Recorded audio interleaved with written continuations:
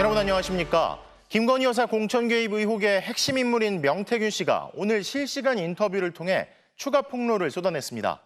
김 여사가 자신에게 대통령직 인수위에 와서 일할 사람들 면접도 보라고 했다며 대선 이야기를 하면 다 뒤집어질 거라는 말도 했습니다.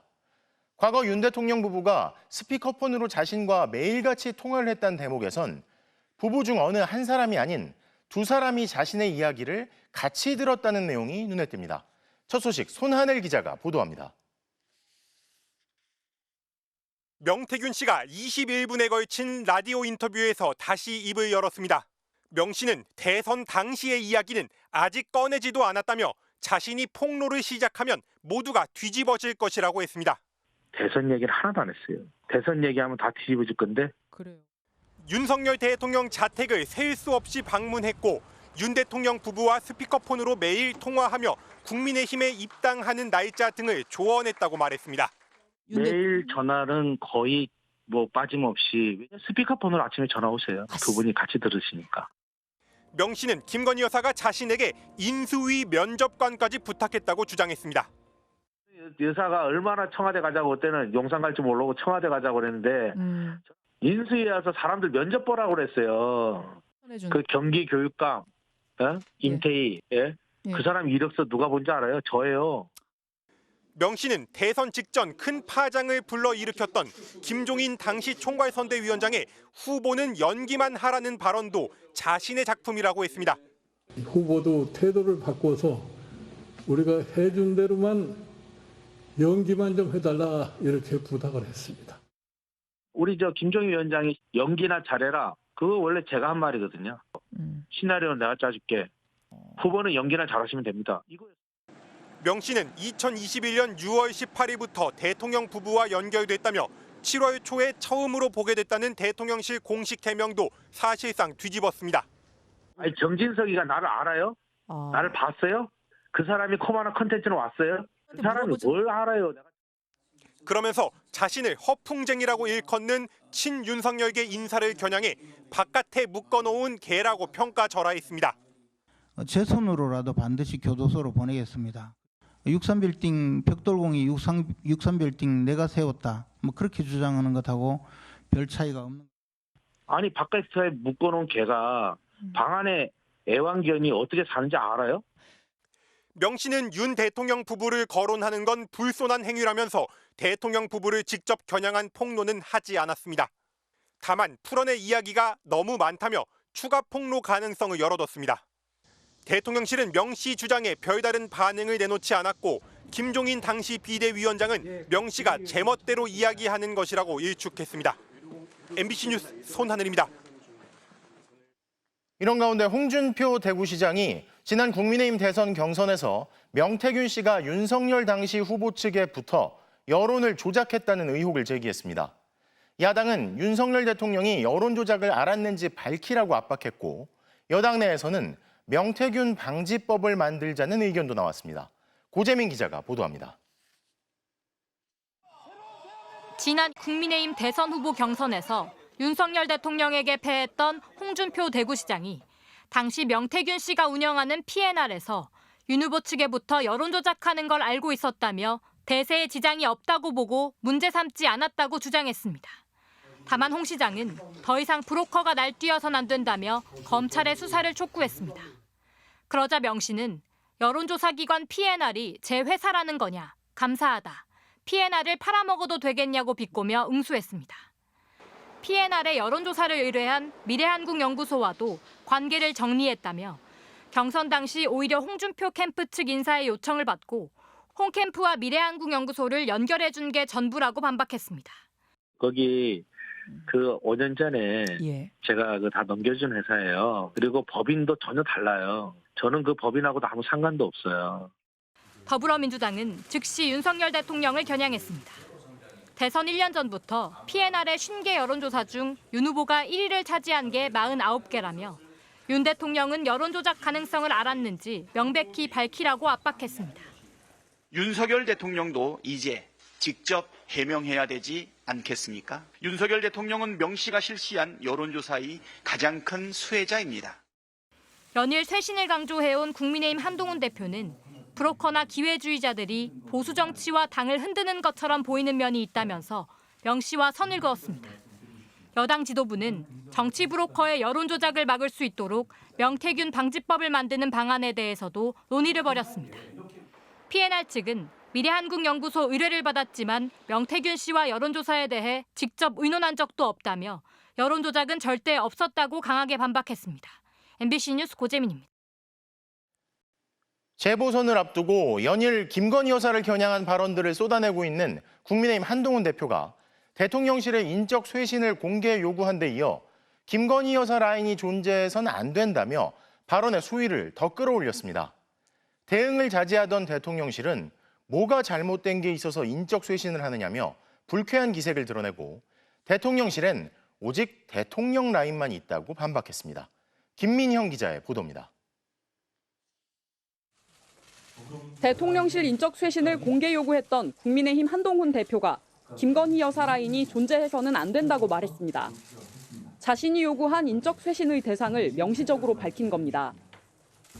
공적 지위가 있는 사람이 아니잖아요. 국정의 신뢰에 도움이 되지 않는다고 생각해요. 그러니까 그런 라인은 존재하면 안 됩니다. 공개 발언으로 갈등을 키운다는 지적에 대해선 여권 외부가 아닌 여당 대표 요청을 수용해 쇄신의 계기로 삼는다면 국민 신뢰를 회복할 수 있을 거라고 대통령실을 압박했습니다. 당내 친한계도 지원 사격에 나섰습니다. 대통령 관저가 있는 한남동을 따와 김 여사 측근들을 한남동 라인이라 부르며 직무 범위를 벗어나 부적절한 정치 행위를 한다며 대통령실이 선제적으로 조치해야 한다고 요구했습니다. 그러니까 그런 뭐 라인이라는 건 없다. 아니면 있다는 건데 있으면 무슨 조치를 하겠다. 이 두 가지 중에 하나 메시지가 나와야 하는 건데. 침묵하던 대통령실도 정면 대응에 나섰습니다. 대통령실 고위 관계자는 뭐가 잘못된 게 있어서 인적 쇄신을 하냐며 여사 라인이 어디 있느냐, 대통령실 라인은 오직 대통령 라인만 있다고 반박했습니다. 김대남 전 행정관의 십상시 발언을 두고 언론들이 유언비어를 확대하면 안 된다며 불편한 기색도 내비쳤습니다. 윤석열 대통령과 한동훈 대표의 독대는 재보궐선거 이후 다음 주 초로 조율됐는데 친한계는 김건희 여사 문제가 이 자리의 의제가 될 거라고 기정사실화하고 있습니다. 여권 내 분란을 지켜보고 있는 야당은 인적 쇄신을 해도 김 여사 범죄의 면죄부가 될 수는 없다. 한동훈 대표는 왜 선거 때만 바른 말을 하느냐, 특검법부터 수용하라며 정부와 여당을 모두 비판했습니다. MBC 뉴스 김민영입니다. 그렇다면 한동훈 대표와 국민의힘 내 친한계가 지목한 이른바 김건희 여사 라인은 누굴 말하는 걸까요? 여권에선 7 간신이라는 표현과 함께 대통령실 전현직 비서관과 행정관 7명의 이름이 나돌고 있는데 당사자 일부는 억울하다는 반응을 보이기도 했습니다. 구승은 기자가 보도합니다. 지난 4월 여당의 총선 참패 이후 일부 언론은 대통령실 핵심 관계자 또는 여권 핵심 관계자를 인용해 야권 인사인 박영선 전 장관을 국무총리로 양정철 전 비서관을 비서실장으로 유력하게 검토하고 있다고 보도했습니다. 파격적인 인사인 만큼 관심과 논란이 컸는데 대통령실은 검토한 바 없다, 황당하다고 강하게 부인했습니다. 하지만 다른 언론사들이 다시 대통령실 관계자를 인용해 유력 검토하는 것은 맞다고 거듭 보도했습니다. 익명에 가려진 여권 핵심 관계자 또는 대통령실 관계자는 누구였을까? 정치권에선 이른바 김건희 여사 라인이 박영선, 양정철 기용을 검토한 뒤 여론 파악에 나선 거란 얘기가 돌았습니다. 대표적인 사례 중에 하나라고 볼 수 있겠죠. 인사위원장이 공식적으로 부인을 했는데 그런 인사 공보 라인에 있지도 않은 일부 참모들이 아니다. 한동훈 대표가 대통령실 인적 쇄신을 공개 요구한 뒤 여권에선 쇄신 대상인 김 여사 라인으로 비서관급 4명, 행정관급 3명 이름이 떠돌고 있습니다. 7 간신이란 자극적 표현도 등장했습니다. 대통령실은 비선 라인은 없다고 일축했습니다. 당사자들은 대부분 연락을 받지 않았는데 이 중 한 명은 MBC와의 통화에서 대선 때 캠프에서 일했기 때문에 대통령실에 들어왔다며 김건희 여사 전화번호도 없는데 자신이 왜 거론되냐고 반발했습니다. 대통령실과 당사자들의 부인에도 불구하고 이들의 위세에 대한 소문은 끊이지 않았습니다. 7명 중 1명의 공공기관장 내정서를 두고 대통령실 고위 인사가 문제 있다고 지적했는데 오히려 이 고위 인사가 질책을 받았다는 소문이 대표적입니다. 여론조사 기관 리얼미터의 조사에서 윤 대통령의 국정 지지율은 25.8%로 2주 만에 다시 역대 최저치를 기록했습니다. 한동훈 대표는 인적 쇄신 요청을 수용하면 국민 신뢰를 회복할 계기가 될 거라고 대통령실을 압박했습니다. 재보궐선거 이후 이뤄질 독대에서 김 여사 문제에 대한 해결을 요구할 한 대표에게 윤 대통령이 어떤 답을 내놓을지 주목됩니다. MBC 뉴스 구승은입니다. 김건희 여사 도이치모터스 주가 조작 연루 의혹을 수사해온 검찰이 외부 전문가들의 의견을 듣는 수사심의위를 거치지 않고 김 여사 불기소 처분을 내리기로 가닥을 잡았습니다. 이 정도로 논란이 되는 사건에 대한 검찰의 불기소 처분에 그나마 제동을 걸어볼 수 있는 최소한의 절차도 거치지 않는 것은 문제라는 지적이 나옵니다. 구나영 기자입니다. 피의자인 김건희 여사가 요청하면 수사심의위원회를 열 수 있습니다. 하지만 수사팀이 불기소라는데 굳이 이의를 제기할 가능성은 없어 보입니다. 서울중앙지검장이 검찰총장에게 소집을 요청하거나 검찰총장이 직권으로 소집할 수도 있습니다. 결국 심우정 검찰총장 손에 달린 겁니다. 하지만 검찰은 도이치모터스 사건의 경우 총장의 수사지휘권이 없다는 이유를 들며 수사심의위 관련 언급을 피하고 있습니다. 윤석열 검찰총장 시절 배제된 수사지휘권을 복원할 뜻도 없습니다. 검찰총장한테 도이치모터스 사건 지휘권 회복시키고 공정하게 수사해야 한다고 하라고 명령을 한다고 생각하는데 어떻게 생각하십니까? 지휘권 행사와 관계없이 수사부서에서 최선을 다해서 처리할 것이라고 생각합니다. 검찰은 수사심의위를 열지 않기로 가닥을 잡았습니다. 대신 수사팀 외부 검사들의 의견을 듣기로 했습니다. 이른바 레드팀입니다. 꼼수라는 지적이 나옵니다. 어차피 검찰 내부에서 이루어지는 과정으로 보여지거든요. 이 정도의 사회적 정치적으로 논란이 되는 사건은 없거든요. 당연히 이런 사건은 수사심의위원회 회부되어야 되고요. 검찰 간부 출신 변호사는 서울중앙지검장 영향력 아래 있는 검사들끼리 의견을 주고받는 게 무슨 의미인가 싶다며 검찰이 이렇게 해서라도 숙고한다는 걸 보여주고 싶은 것 같다고 했습니다. 검찰은 디올백 사건 때도 김 여사 수사심의위만 따로 열거나 직무 관련성이 있다며 수사팀 결론을 뒤집은 수사심의위 기소 권고를 따르지 않아 비판을 받기도 했습니다. 검찰은 이르면 이번 주 목요일 재보궐선거 다음 날 수사 결과를 발표할 것으로 보입니다. MBC 뉴스 구나연입니다.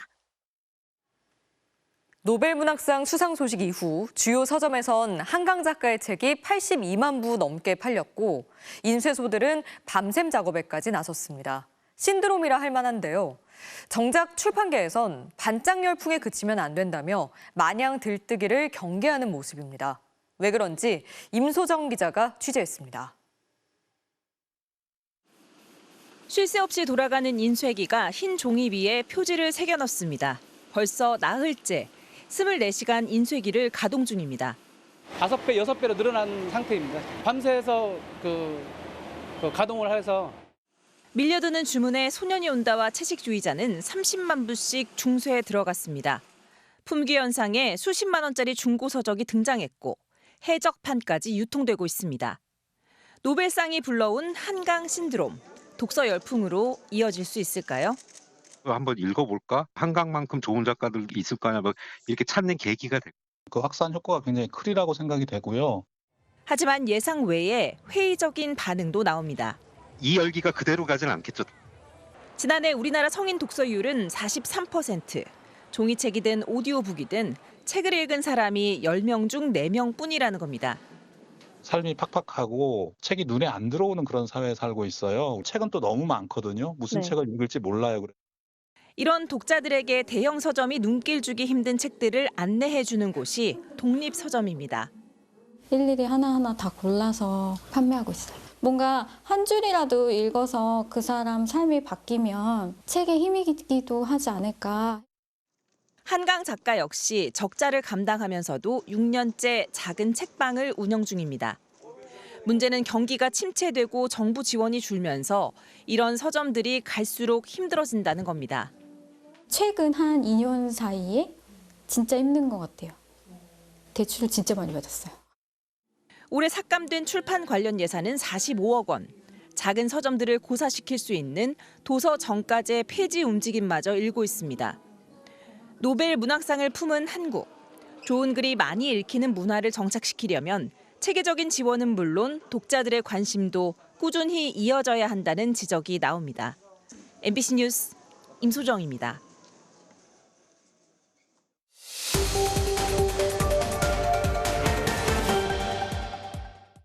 한강 작가에게 노벨 문학상을 수여한 스웨덴 한림원은 한 작가의 작품에 대해 역사적 트라우마에 맞섰다고 평가했습니다. 그런데 지난 주말 사이 일부 보수층에서 한 작가의 소설이 역사를 왜곡했다고 주장해 논란이 됐는데요. 맞는 얘기인지 팩트체크 알고 보니에서 확인해봤습니다. 노벨 문학상 발표 이후 한 국내 작가는 SNS에 한강 소설이 죄다 역사 왜곡이라는 글을 올렸습니다. 5.18 광주 민주화운동을 다룬 소년이 온다는 중학생 소년과 광주 시민을 우리나라 군대가 잔혹하게 학살했다는 이야기라서, 또 제주 4.3을 소재로 한 작별하지 않는다는 제주 4.3 사건이 순수한 시민을 우리나라 경찰이 학살했다는 썰을 풀어낸 것이어서 문제라고 했습니다. 이후 보수 일각에서 이 같은 주장을 퍼뜨리면서 논란으로 기사화됐습니다. 5.18 관련 내용부터 확인해 보겠습니다. 소년이 온다의 주인공 중학생 동호는 당시 계엄군 총탄에 맞아 숨진 광주상고 1학년 문재학 열사의 이야기를 바탕으로 하고 있는데요. 광주교육청 자료를 보면 5.18 당시 총에 맞거나 구타를 당해 숨진 청소년 희생자는 16개 학교 18명이나 됩니다. 초등학생이 1명, 중학생 5명, 고등학생 12명으로 시위에 참여했거나 헌혈을 마치고 나오다가 계엄군에 희생됐습니다. 중학생이 군인에게 학살됐다는 소설의 설정은 역사적 사실에 어긋나지 않는 겁니다. 학적 현황을 확인하고 5.18 단체와 5.18 기념재단 또 시청이 가지고 있는 자료를 바탕으로 18명의 학생들을 저희들이 파악하게 되었습니다. 제주 4.3 역시 역사적 평가가 끝났습니다. 정부가 공식적으로 확정한 4.3 희생자는 14,000여 명. 이 가운데 군인과 경찰, 토벌대에게 희생당한 경우가 84.3%였고 무장대로 인한 피해는 12.3%였습니다. 특히 10살 이하 어린이와 61세 이상 노인이 전체 희생자의 11.7%를 차지했고 여성도 21.1%나 됐습니다. 당시 순수한 시민이 경찰에 희생당했다는 한강 작가 소설의 배경은 역사적 사실에 부합하는 겁니다. 정부도 이를 국가폭력에 의한 사건으로 규정하고 대통령이 직접 나서서 사과까지 했습니다. 대통령으로서 과거 국가 권력의 잘못에 대해 유족과 제주도민 여러분에게 진심으로 사과와 위로의 말씀을 드립니다. 따라서 이렇게 역사적 평가가 끝난 5.18과 4.3을 거론하며 한강 작가의 소설이 역사를 왜곡했다고 주장하는 것이야말로 명백한 왜곡이자 가짜 뉴스입니다. 알고 보니 이준범입니다. 무인기 침투를 주장하며 군사 위협 수위를 높이고 있는 북한이 포병여단에 사격 대기 태세 전환을 지시하고 무인기가 다시 출현하면 선전포고로 간주하고 행동에 나서겠다고 경고했습니다. 우리 군도 대북 감시와 화력 대기 태세를 강화했습니다. 조희영 기자입니다. 북한이 국방성 담화를 통해 군사 위협 수위를 또 한 번 높였습니다. 평양 무인기 침투를 국민의 목숨을 건 도박이라고 주장하며 처참한 괴멸로 이어질 것이라고 위협했습니다. 그러면서 다시 한번 무인기가 출현할 때에는 선전포고로 여기고 우리의 판단대로 행동할 것임을 경고한다며 괴멸이라는 단어의 뜻풀이를 해보고 우리가 괴멸을 공언했다면 어떤 선택을 하겠는지 가늠해보라고 말했습니다. 이 담화에 앞서 인민군 총참모부는 전방지역 전체에 해당하는 8개 포병여단에 전시처럼 완전 무장하고 언제든 사격할 수 있는 태세로 전환하라고 지시했습니다. 김여정 노동당 부부장도 이례적으로 이틀 연속 담화문을 내놨습니다. 김 부부장은 우리 군이 북한의 정권 종말을 언급한 데 대해 전쟁 발발의 도화선에 불을 달려는 특대형 범죄 행위라고 비난했습니다. 그러면서 아직도 상황 판단을 제대로 못하고 설전을 주고받는 것으로 오판하며 허세를 부리고 있는 것 같다며 경거망동을 삼가해야 한다고 주장했습니다.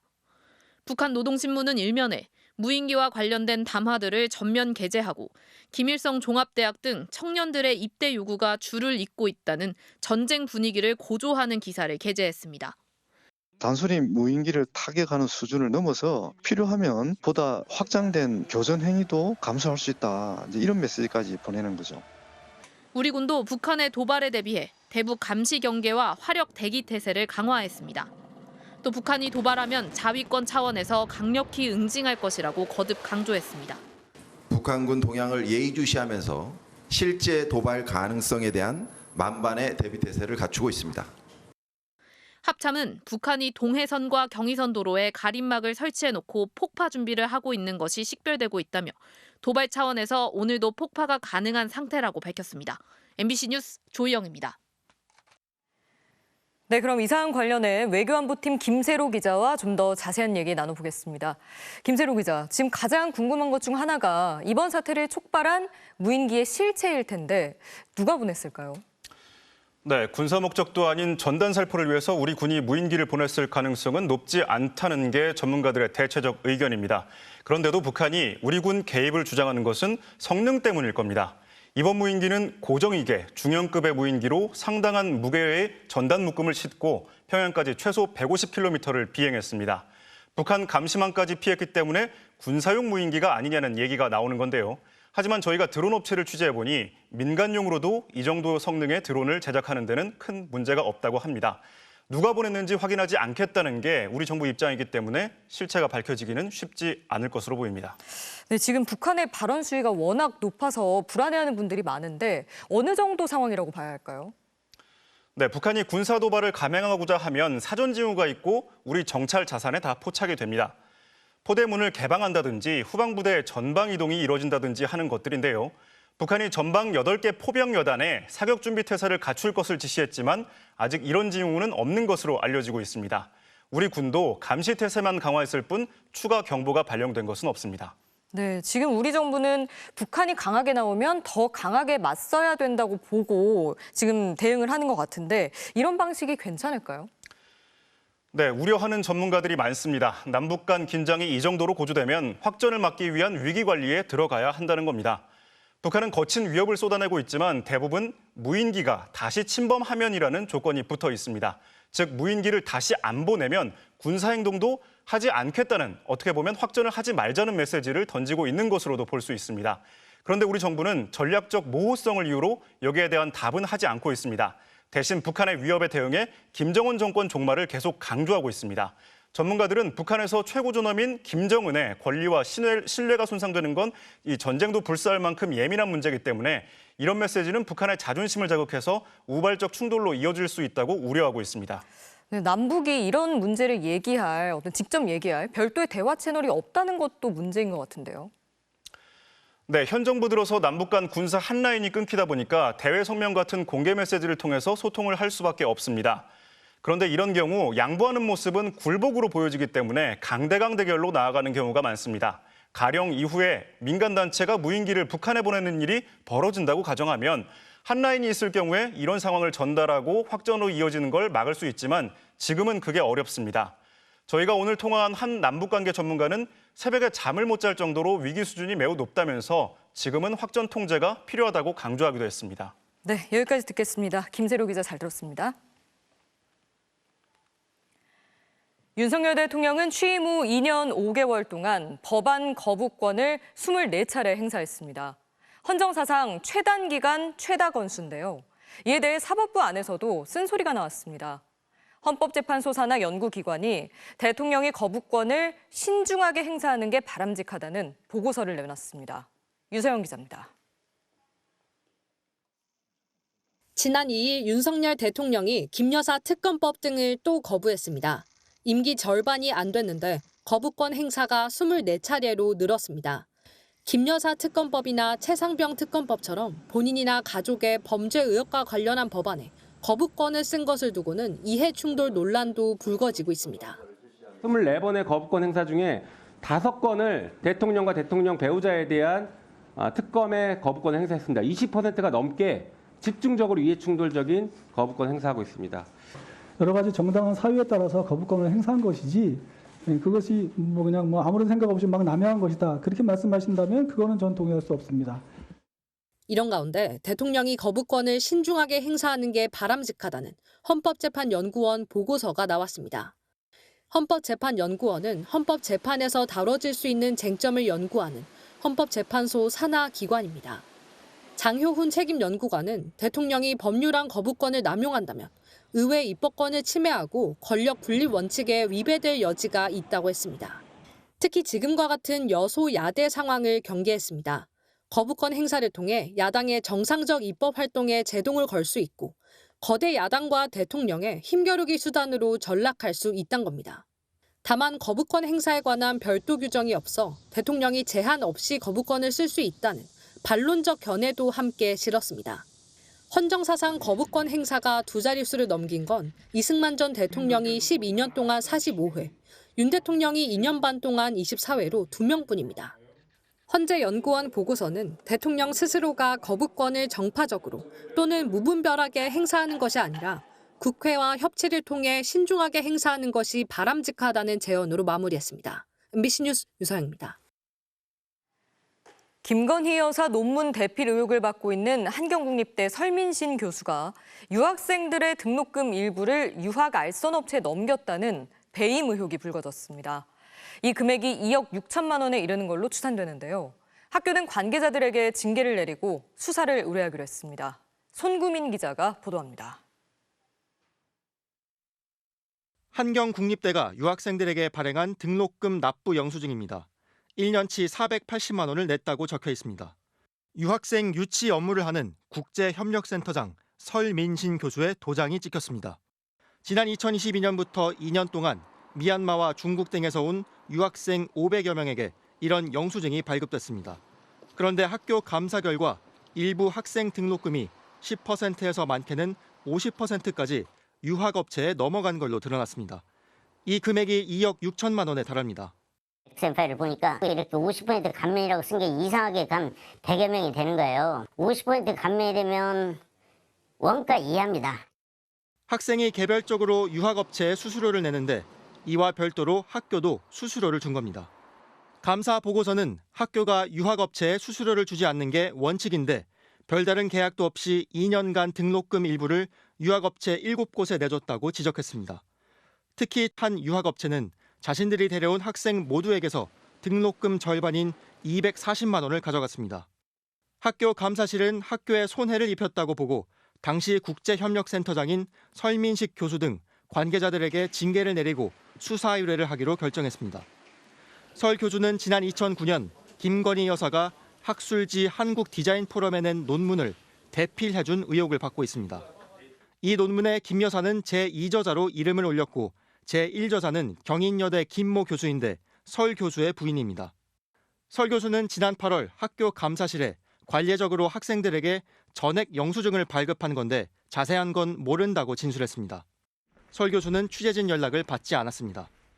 학비 절반을 떼간 유학업체 대표는 학생을 많이 유치해달라는 센터의 요구에 부응한 만큼 받은 금액이라고 주장했습니다.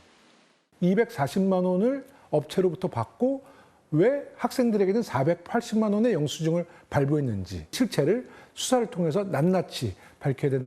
설 교수는 지난해 국회 국정감사에서 김 여사 논문 대필 의혹 증인으로 채택됐지만 국감 직전 돌연 베트남으로 출장을 떠났습니다. 배임 의혹도 더해진 설 교수는 올해도 우울증과 가족 묘를 이장해야 한다는 이유로 출석을 거부해 국회 교육위원회가 동행명령장을 발부한 데 이어 고발장을 접수했습니다. MBC 뉴스 손구민입니다. 지난달 김건희 여사가 서울 마포대교에서 경찰 소방 근무자들을 격려하는 장면이란 사진이 공개되면서 논란이 일었죠. 당시 선출되지도 않은 영부인이 대통령 행세를 하고 있다는 비판이 거셌는데 경찰이 그날 차가 많이 막히는 퇴근 시간에 교통 통제까지 한 정황이 드러났습니다. 문제가 되자 경찰청장은 마포대교를 통제한 건 아니라고 해명했지만 도로 통제가 아예 없었냐는 질문이 나오자 말을 흐렸습니다. 이재욱 기자가 보도합니다. 지난달 10일 저녁 김건희 여사가 마포대교를 찾았습니다. 자살 예방의 날을 맞아 구조 업무를 맡은 관계자 격려 차원이었다는 게 대통령실 설명이었습니다. 당시 김 여사는 현장에 와보니 미흡한 점이 많다. 추가적인 개선이 필요한 것 같다고 말했습니다. 현장에서 김 여사가 경청, 조치, 개선 같은 단어를 쓰는 모습은 마치 자신을 통치자로 여기는 것 같았습니다. 이런 김 여사의 행보는 지난주 경찰청 국정감사장에서도 논란이 됐습니다. 교통통제 하셨죠? 마포대교 교통통제를 한 적이 없습니다. 없습니까? 예. 그 위증하시면 안 되는데. 예. 마포대교 교통통제는 분명히 없었습니다. 하지만 당일 112에는 관련 신고가 잇따랐던 걸로 드러났습니다. 경찰이 통제하는데 뭐 하는 거냐? 대통령이 가는 건지 여자 경찰이 핸드폰을 들고 있다. 교통 통제한 게 맞죠, 청장님? 네? 맞잖아요. 방문 시기, 그 시점에 대해서도 거듭 비판이 쏟아졌습니다. 바로 4일 전에 9월 6일 날에는 디올백 수수와 관련해 가지고 검찰 수사심의위원회에서 무혐의 처분한 날이에요. 자중을 할 때이고, 그리고 추석 대목에 그렇게 국민들 불편을 끼쳐가면서 저렇게 꼭 사진 찍을 가야 됩니까? 그러나 마포대교 통제는 없었다고 한사코 부인한 조지호 경찰청장은 오늘 기자간담회에서도 같은 주장을 반복했습니다. 다만 마포대교를 전후로 한 강변북로를 통제했던 거 아니냐는 기자의 질문에 대해서는 교통관리는 서울경찰청의 소관이라며 즉답을 피했습니다. 이에 따라 내일 예정된 서울경찰청 국정감사에서도 논란이 이어질 전망입니다. MBC 뉴스 이재욱입니다.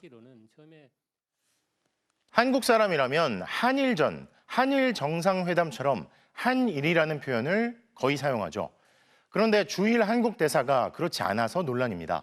한일 대신 일한, 한미일 대신엔 일미한이라고 하는데요. 일본을 상대로 대한민국을 대표하는 외교관의 말, 여러분은 어떻게 생각하십니까? 도쿄 현영준 특파원입니다. 지난 8월 부임한 박철희 주일 한국 대사. 한일 교류 축제 중 일본어로 인터뷰하면서 일한 관계라는 말을 씁니다. 日韓国交正常化60年という節目の年なので、やっぱり今まで悪かった日韓関係がこんなに上がって。 지난주 1시간 동안 진행된 일본 기자클럽 회견에서도 한국과 일본을 언급할 때마다 계속해서 일한 관계 또는 일한이라고 말합니다. 揺るがない日韓関係、後戻りしない日韓関係を、歴史が日韓関係のすべてになったらみんなが損する。日韓の人的な往来がかなり増えているので。 박 대사는 기자회견 중에 37번이나 일한 관계 또는 일한이라는 표현을 반복했는데 단 한 번도 한일 관계라거나 한일이라고 말하지 않았습니다. 심지어 한국, 미국, 일본을 함께 언급할 때도 일본을 맨 앞에, 한국을 맨 뒤에 붙이며 꼬박꼬박 일미한이라고 말했습니다. 日韓関係が改善されたので日米間の連携もできたし、日米間の協力は完全に新時代に。 과거 주일 대사들도 종종 일본어로 인터뷰한 경우가 있었지만 모국을 앞에, 상대국을 뒤에 언급하는 외교의 기본은 지켜왔습니다. ある時期は韓日の関係が悪かったり、あるいは日中の関係が悪かったり。韓日関係を安定化させるために日本側に提案して。 이에 대해 박 대사는 발언 당시 통역 없이 일본인을 상대로 말한 경우라 상대방을 먼저 호칭했다고 밝혔습니다. 또 아이보시 전 주한 일본 대사도 상대국 예우 차원에서 일본보다 한국을 먼저 말한 사례들이 있었다고 덧붙였습니다. 한국을 대표하는 외교관의 말 한마디는 그 무게가 남다릅니다. 아무리 한일 관계 개선이 중요하다고 하더라도 상식과 기본은 지켜야 합니다. 도쿄에서 MBC 뉴스 현영준입니다. 이진숙 방송통신위원장이 헌법재판관 정족수 부족 사태로 자신의 탄핵 심판이 정지되는 것은 부당하다며 낸 가처분 신청이 받아들여졌습니다. 이로써 헌법재판관 3명이 퇴임한 뒤에도 심리는 이어지게 됐습니다. 조희원 기자가 보도합니다. 이진숙 방송통신위원장이 헌법재판소법 23조 1항의 효력을 멈춰달라며 낸 가처분 신청을 헌법재판소가 재판관 9명 전원 일치 의견으로 받아들였습니다. 재판관 7명 이상이 출석해야 사건을 심리할 수 있도록 하는 조항입니다. 오는 17일 이종석 헌재소장과 이영진, 김기영 재판관이 퇴임하면 이 조항에 따라 헌재 업무가 마비되는 상황이었습니다. 국회가 후임 재판관 3명을 정하지 못했기 때문입니다. 이 위원장은 자신에 대한 탄핵 심판이 멈추게 되면 그만큼 직무정지 기간이 늘어난다며 헌법 소원을 청구했습니다. 조항의 효력부터 정지해달라는 가처분 신청도 냈습니다. 헌재가 우선 가처분을 받아들이면서 재판관 3명이 퇴임한 이후에도 사건 심리는 이어지게 됐습니다. 헌재는 신속한 재판을 받을 권리는 국민의 기본권이라면서 이 위원장이 회복하기 어려운 중대한 손해를 입을 위험이 있다고 판단했습니다. 다만 이 상태로 탄핵 심판을 선고하는 건 아니라고 선을 그었습니다. 헌재는 법률의 위헌 결정이나 탄핵 결정을 하기 위해서는 여전히 6명 이상의 찬성이 있어야 한다며 공석인 재판관이 임명되기를 기다려 결정하면 된다고 했습니다. 국회가 후임자 3명을 추천해 공백을 메울 때까지 사건 심리만 할 수 있다는 겁니다. 헌재는 또 이번 판단의 효력은 이 위원장뿐 아니라 현재 헌재의 사건이 있는 모든 국민에게도 적용된다고 설명했습니다. 여야는 재판관 추천 방식을 두고 이견을 좁히지 못하고 있습니다. 더불어민주당은 의석수에 비례해 야당이 2명, 여당이 1명 추천해야 한다는 입장인데 국민의힘은 여야가 각 1명씩, 나머지 1명은 합의 추천하자고 맞서고 있습니다. MBC 뉴스 조희원입니다. 서울시는 지난해 여의나루역 근처 한강에 약 300억 원을 들여 각종 편의시설이 입점된 선착장을 만들겠다며 민간 사업자 선정까지 마쳤습니다. 그런데 완공 예정일이었던 올해 2월을 훌쩍 넘긴 지금까지도 건물 뼈대조차 세우지 못한 상황인데요. 무슨 일이 있었던 건지 먼저 이지은 기자가 단독 취재했습니다. 올해 2월 완공 예정이었던 여의도 선착장의 모습입니다. 가로 102m, 세로 34m, 강위에 떠 있는 축구장 절반 크기의 선박 위에 음식점과 편의점 등이 입점하는 3층 건축물이 올라가고 1000톤급 대형 유람선 1척, 200톤급 유람선 2척의 동시 정박도 가능합니다. 예상 조성 비용은 약 300억 원으로 서울시는 작년 3월 민간 사업자 선정까지 마쳤습니다. 하지만 완공 예정 시점으로부터 8개월이나 지난 지금 선착장은 여전히 공사판입니다. 공사 표지판엔 건축 시작 월일도, 완공 예정일은 아예 연도조차 쓰여 있지 않습니다. 일단은 제작할 당시에는 일정이 뚜렷하게 나온 게 없어가지고 3층 건축물의 집안이 될 선박은 설계 변경 등의 이유로 현장에 도착도 하지 않은 상태였습니다. 보시다시피 없으니까 내가 들어와 이거 왜 할 거 아니냐 이렇게 된 겁니다. 알고 보니 업체 측이 5차례나 공사기간 연장을 요청해 완공을 올해 12월까지 미룬 사실이 확인됐습니다. 그런데 공사가 늦어지는 동안 공문을 통한 서울시의 독촉은 단 2차례뿐이었습니다. 이에 대해 서울시는 전화로 독촉을 했다면서 정상적인 사업 추진이 어렵다고 판단하지는 않았다고 해명했습니다. 12월까지는 완공하겠다고도 했습니다. 하지만 건설사는 안전을 우려합니다. 빨리 하면 해요. 못할 거는 아니에요. 안전에 대한 문제도 있고 품질에 대한 문제도 기자님 잘 아시다시피 뭐 배월수 대충 나왔잖아요. 육지에서 해도 그 정도 걸리는데. 사업권을 따낸 업체에 등기부 등본상 주소지로 찾아가 봤지만 공유 오피스였고 그곳에서 회사 관계자는 만날 수 없었습니다. MBC 뉴스 이지은입니다. 이 사업에서 미심쩍은 점이 또 있습니다. 300억짜리 사업을 낙찰받은 건 업체가 아닌 개인이었고 그것도 경쟁자 없는 단독 입찰이었는데요. 어떻게 이게 가능했던 건지 이문현 기자가 단독 보도 이어갑니다. 여의도 선착장 사업권을 따낸 건 모 유람선 회사 대표 김모 씨였습니다. 멀쩡한 회사를 놔두고 개인으로 응찰한 이유는 뭘까? 3년 동안 운항을 못했잖아요. 매출의 한 80%가 줄고 대출금은 하나도 못 갚고. 재무 상태에 발목이 잡힐까 우려한 겁니다. 우리 는 안 될 것 같아서 대표자의 경력도 좀 인정해주면 안 되냐 그랬더니 검토해보겠다고는 얘기했거든요. 회사 대신 대표 개인 이력을 내세우기로 한 김 씨는 서울시가 개인 응찰도 허용하기로 했다고 말했습니다. 근데 입찰을 개인 명의로 들어가도 되는지. 개인, 법인, 컨소시엄까지 가능하게끔 해놨어요. 서울시는 여기에 유도선 면허, 즉 유람선 운항 자격은 필수라고 공고했습니다. 유도선 면허가 있는 김 씨는 유람선 업체를 20년 가까이 운영했습니다. 다른 업체들이 이거는 특혜라고 하죠. 그래서 업체들을 배제하는 거를 좀 이제 공모 안에다 잘 넣어서 하려고. 평가표를 대표님 쪽에 맞춰서 지금 만드시려고 하는 것 같은데. 네, 맞아요. 게다가 이런 대화가 오간 건 공고가 나기 약 열흘 전이었습니다. 이미 김 씨가 서울시 관계자와 응찰 기준부터 협의한 걸로 의심되는 대목입니다. 금융기관 대출 의향서나 조건부 대출 확약서를 받으려면 얼마나 시간이 걸릴까요? 준비하라고 하더라고요. 사업소 제안 제출할 때 포함될 거라고. 이제 공포되기 전이기 때문에 저한테 이거를 주려고. 그 결과 김 씨의 단독 입찰, 재공모 없이 사업권은 김 씨에게 돌아갔습니다.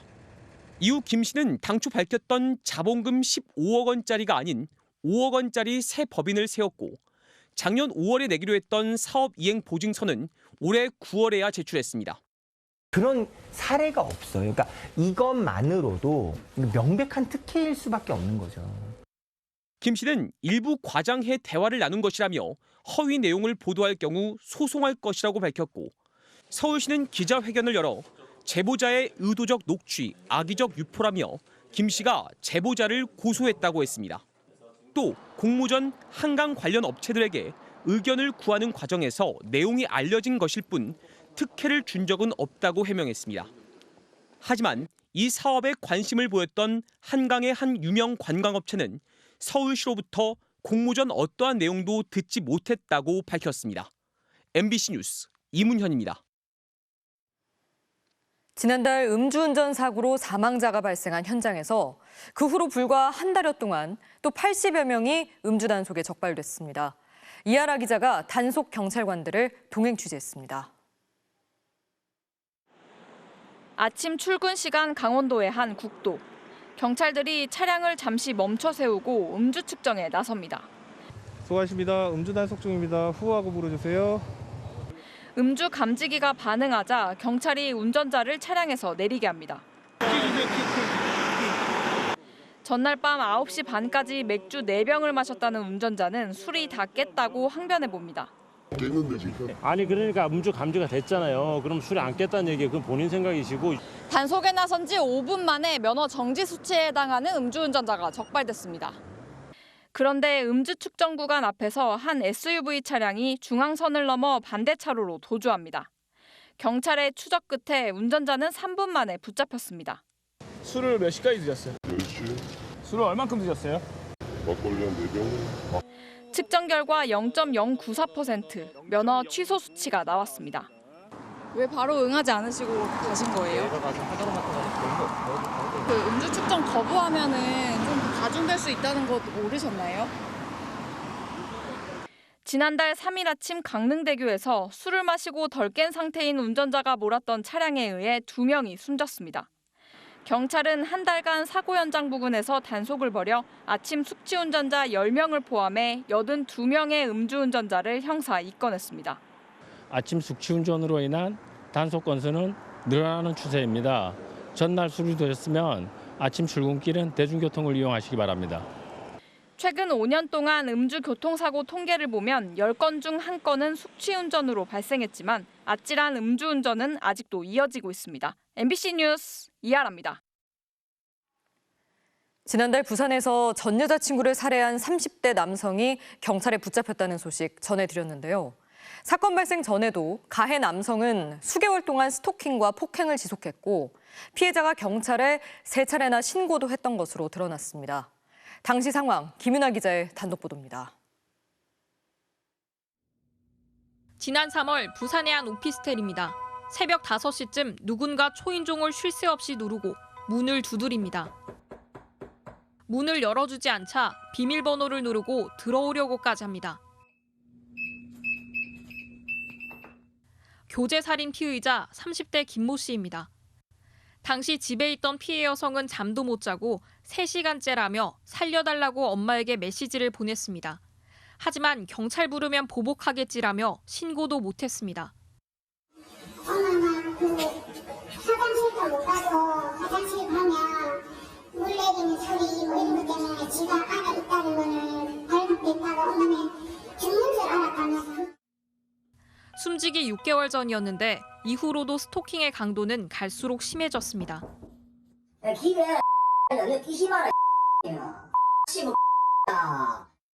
욕설과 협박에 이어 무차별적인 폭행도 있었습니다.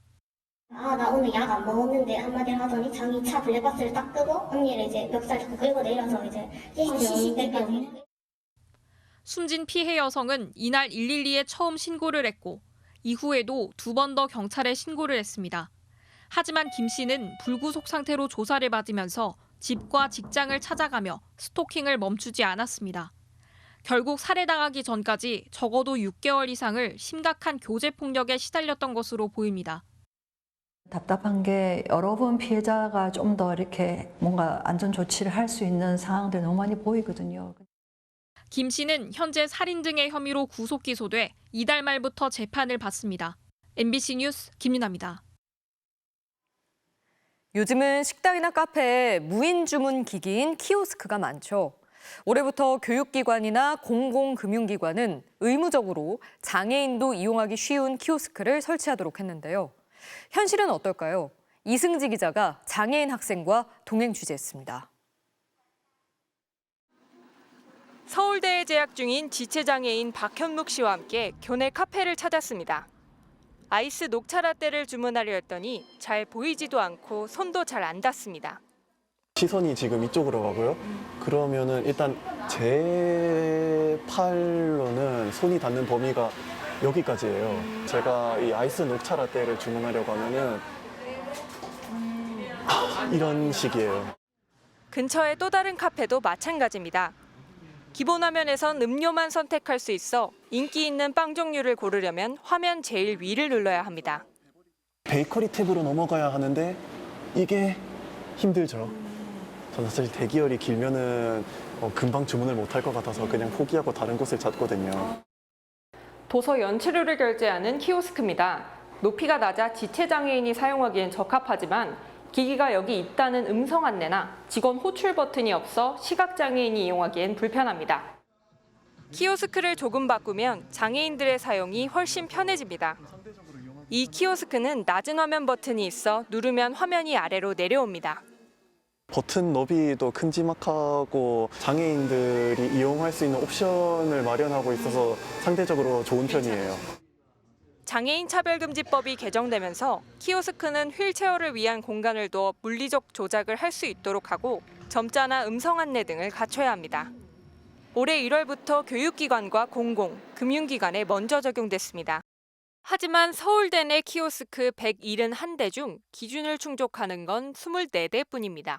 지난해부터 새로 설치한 키오스크 26대 중에도 3대만 기준을 맞췄습니다. 국립대학을 가장 먼저 할 수 있게끔 제도 설계를 해놨는데 그게 이루어지지 않았으니 일반 민간 혹은 사립대학교 이런 곳들이 법 시행을 잘 할 수 있도록 독려하기가 참 어려워지게 된 것이죠. 장애인 편의를 확보한 키오스크 설치는 내년부터 100인 미만 사업장까지 의무화됩니다. MBC 뉴스 이승지입니다. 경남 김해의 한 종합병원 수술실에서 의사가 아닌 간호조무사가 수술을 했다는 의혹이 제기됐습니다. 무릎이나 척추 수술 같은 어려운 수술까지 했는데 심지어 수년 동안 그래왔다는 주장도 나왔습니다. 해당 병원은 사실이 아니란 입장입니다. 이선영 기자의 단독 보도입니다. 수술실에서 한 남성이 복강경 수술을 한 환자의 피부를 봉합하고 있습니다. 또 다른 날 이 남성은 주사기를 들고 환자 무릎에 마취 주사도 놓습니다. 이 남성은 의사가 아닌 간호조무사였습니다. 보라 색깔 옷은 간호부, 네, 간호부 옷이에요. 간호사, 간호조무사. 수술실 간호사들은 파랑 하늘 계열. 어떤 날은 피부 절개나 무릎 봉합 수술을 하기도 했다는데 심지어 척추질환 수술 같은 고난도 수술도 간호조무사가 했다고 합니다. 영상에는 회색 옷을 입은 의사가 수술실에 있었는데 아무런 제재도 없었다고 합니다. 가장 심한 사는 살 자르는 거나 근육에 꽂는다거나 피부를 잘라내서 모아서 봉합해주는 그런 간단한 수술은 아예 맡겨버리는데 현행법상 간호조무사의 업무는 간호진료 보조나 환자 간호 관련 업무로 극히 제한하고 있습니다. 이 병원은 평균 하루 10건 이상 수술이 있는데 이 가운데 4건에서 5건은 간호조무사가 관여했다는 증언도 나왔습니다. 일부 수술실이 7년 넘게 이런 식으로 운영됐다는 겁니다. 이 병원은 창립한 지 7년이니까 7년 전부터 저희 같이 야간 병원에서 데리고 왔다고 들었거든요. 그래서 그때부터 계속. 이 병원은 15개 진료 과목이 개설된 300병상 규모의 지역 종합병원입니다. 해당 병원 측은 간호조무사가 수술실에서 어시스트나 드레싱, 뒷정리를 하는 것이 수술하는 것으로 보였을 수 있다면서 대리수술은 사실이 아니라고 답했습니다. 해당 간호조무사들도 모두 수술한 사실이 없다는 입장입니다. 관할시청과 보건당국은 현재 조사가 진행 중이며 불법 행위가 확인되면 의사 면허 정지 같은 행정처분과 고발을 할 예정이라고 밝혔습니다. MBC 뉴스 이선영입니다. 일론 머스크의 우주기업 스페이스X가 화성 탐사를 목표로 개발한 대형 우주선 스타쉽이 5번째 시험 비행을 성공적으로 마쳤습니다. 특히 젓가락 로봇팔을 이용해 발사대로 돌아온 로켓을 붙잡는 데 처음으로 성공하면서 우주 사업에 큰 이정표를 세웠습니다. 뉴욕에서 임경화 특파원이 전해드립니다. 총 121m 높이 거대한 우주선 스타쉽이 우주를 향해 솟구쳐 오릅니다. 발사 약 3분 뒤 1단 로켓이 우주선과 순조롭게 분리됩니다. 길이 71m, 내부 직경 9m. 인류가 만든 가장 거대한 로켓 슈퍼 헤비가 발사 지점으로 복귀하는 모습입니다. 지상에 가까워지자 다시 엔진을 점화해 역추진 방식으로 속도를 급격히 줄이더니 방향을 조금씩 조정해 발사탑에 설치된 로봇팔 사이에 정확히 들어갑니다. 로봇팔은 마치 젓가락으로 잡듯 로켓 상단부를 안정적으로 고정합니다.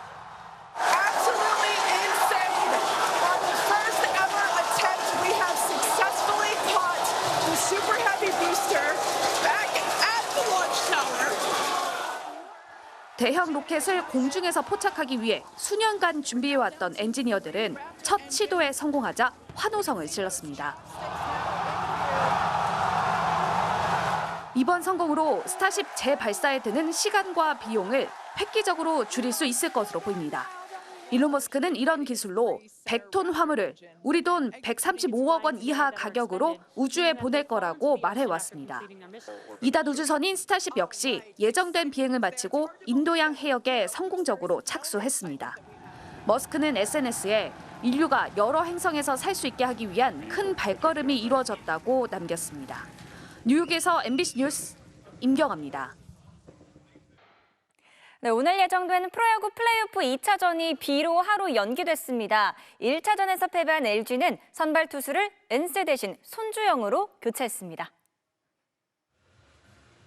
2차전이 연기돼 하루 휴식이 생기면서 변수가 생겼습니다. 삼성은 내일 원태인을 그대로 선발 등판시키는데 LG는 당초 예고한 외국인 투수 엔스 대신 3차전을 준비하던 손주영으로 선발 투수를 바꿨습니다.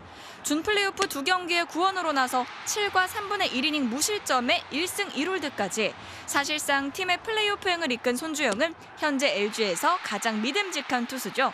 준 플레이오프 5차전 승부로 엔스와 에르난데스의 투구도 많았던 만큼 염경엽 감독은 우리 쪽으로 확률이 높아졌다라고 하면서 비를 반기는 입장인데요.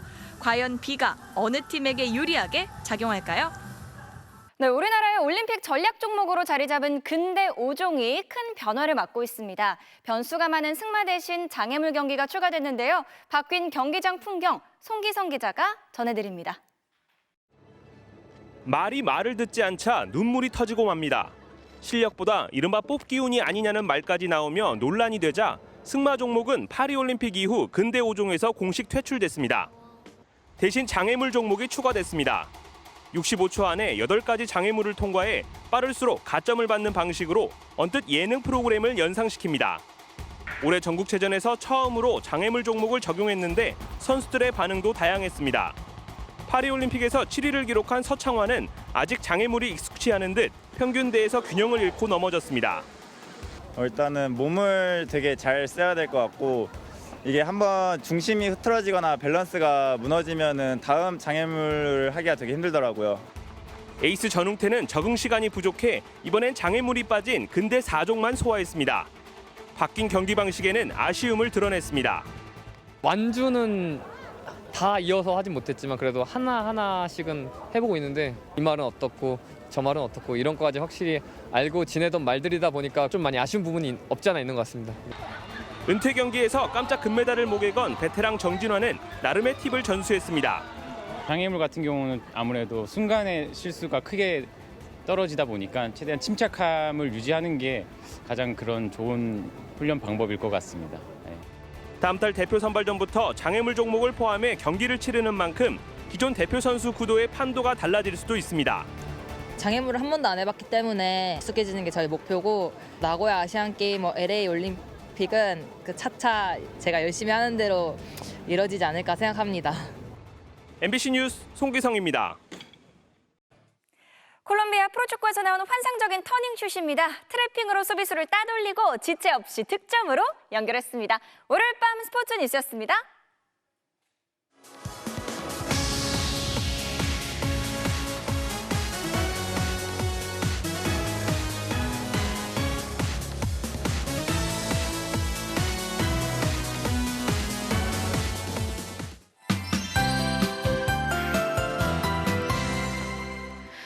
뜨거웠던 여름 뒤 기록적으로 따뜻한 가을이 이어지고 있습니다. 10월 중순 관측사상 가장 온화한 아침이었던 곳이 많았는데요.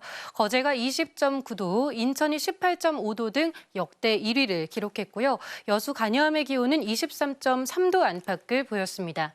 내일 아침도 대부분 지역의 기온이 15도에서 20도 안팎에 머물면서 예년보다 크게 포근한 아침이 되겠습니다. 한편 오늘 곳곳에는 가을비가 내렸는데요. 밤사이 남해안 지역을 중심으로 폭우가 우려됩니다. 특히 부산에는 이례적으로 10월 중순에 호우특보가 발효될 것으로 예상되는데요. 다음은 슈퍼컴퓨터로 예측한 예상 강우량입니다. 시간당 최고 30mm 이상의 세찬 비가 쏟아지면서 지도에서 붉은색으로 보이는 부산과 울산을 비롯한 경상해안가에 최고 100mm 이상의 폭우가 쏟아지겠고요. 그 밖에 남부지방 곳곳에도 최고 80mm 이상의 비가 내리겠습니다. 폭우 피해 없도록 주의하셔야겠습니다. 내일도 수도권을 비롯한 곳곳에 비가 오락가락하겠습니다. 내일 아침 최저 기온은 서울이 17도, 대구가 18도 안팎이 예상되고요. 한낮에는 서울이 23도, 광주와 대구 24도 안팎을 보이겠습니다. 주 후반에 전국적으로 비가 내리면서 쌀쌀해질 전망입니다. 날씨였습니다. 김건희 여사 라인이 존재하면 안 된다고 하자 김건희 여사 라인 같은 건 존재하진 않는다는 답이 돌아옵니다. 그런데 생각해보면 이건 마치 배우자의 역할에만 충실하겠다던 사과 때와 비슷합니다. 당연한 얘기라 그런 얘기가 나오는 상황 자체가 이상한 거고 그런 상황 만든 게 잘못인 겁니다. 온통 화제를 뒤덮어 혹하기 쉽지만 그렇다고 자꾸 튀어나오는 비정상으로 정상을 바꿀 수는 없습니다. 월요일 뉴스데스크 마칩니다. 시청해주신 여러분 고맙습니다.